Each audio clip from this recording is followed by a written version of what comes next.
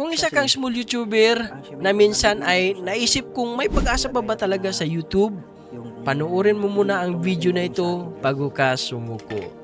Sa video na ito, ibabahagi ko sa inyo kung anong klaseng content ang pwedeng gawin para magkaroon ng tuloy-tuloy na income sa YouTube. At kung magkano nga ba talaga ang pwedeng kitain kapag umabot ng 1 million views ang isang video. Pero bago pa tayo magsimula, ako nga pala si Juju, aka Farmer Boy TV dito sa YouTube. At marami na po akong content na na-upload sa aking channel. Sa mga content na yun, meron namang kumita ng maayos. Pero sa totoo lang, mas marami po ang kakapiranggot lang ang kinita. Sa madaling salita, kapag hindi nag-viral ang video, halos wala talagang income.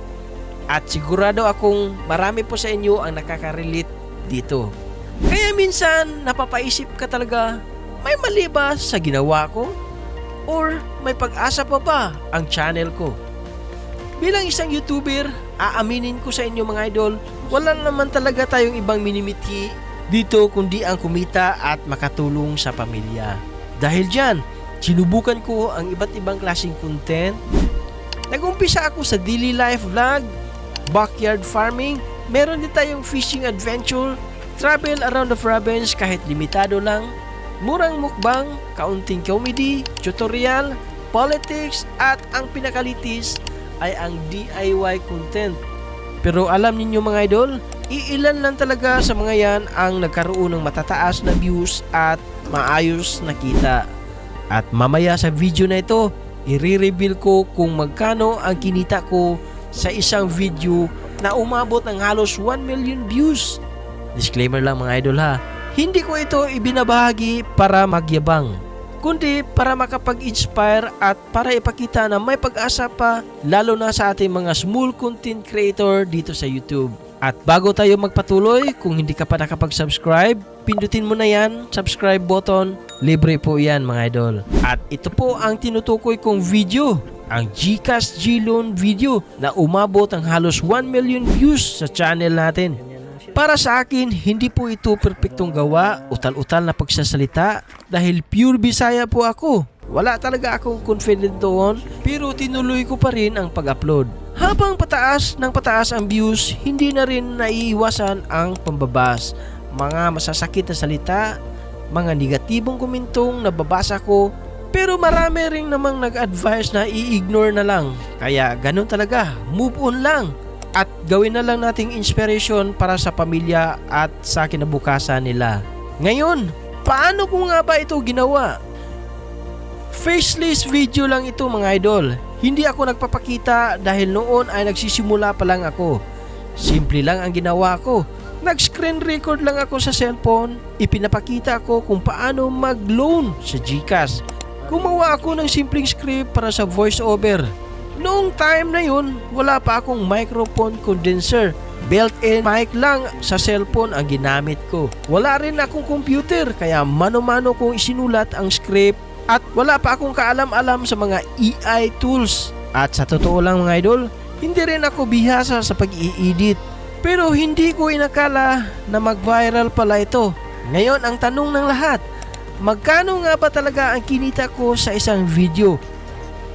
Ang video na ito ay may habang 8 minutes and 45 seconds kaya mas maraming ads ang pwedeng pumasok.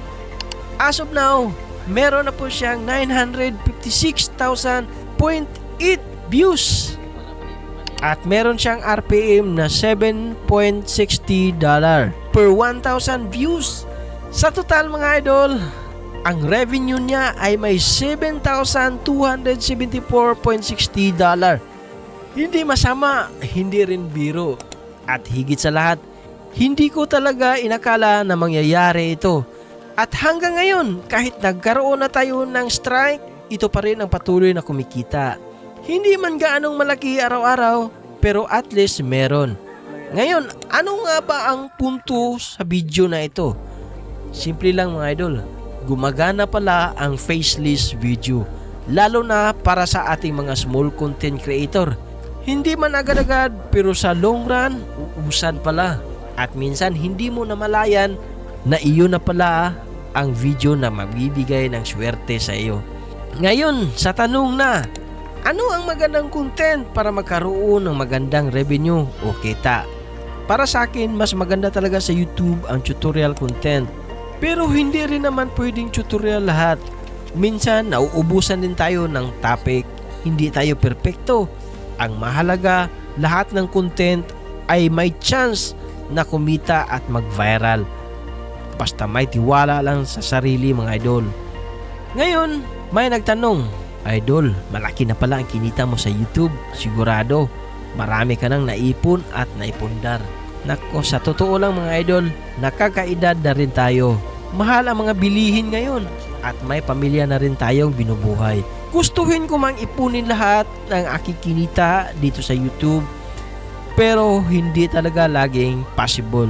Siguro pag-uusapan natin yan sa susunod na video dahil isa-isahin natin kung saan napunta ang kinita ko sa pag-YouTube. Kaya kung bago ka pa lang sa aking channel, don't forget to like and subscribe para mas maraming content. Ito nga pala si Farmer Boy, lagi nag-iiwan na God bless at ingat palagi. Bye-bye!